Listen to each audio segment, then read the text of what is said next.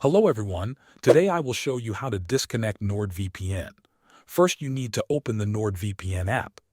On most devices this means finding the NordVPN icon and tapping or clicking it to open the main screen.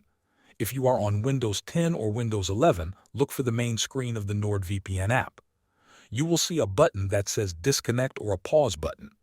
Click that button once. If the menu gives you options like pausing for a short time, choose the option that says disconnect.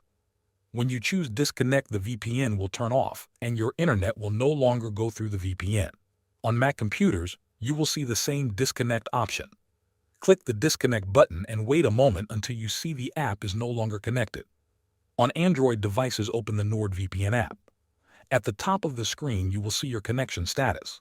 Tap the pause or power button and then tap the option that says disconnect. This will turn the VPN off and your phone will use your normal internet connection. On iPhone or iPad, the process is similar. Open NordVPN, go to the main screen, tap the pause or power button and then choose disconnect when you see that option. Once you have disconnected NordVPN, your internet traffic will no longer be protected by the VPN. You can reconnect at any time by opening the app again and tapping or clicking the connect button. Thanks for watching.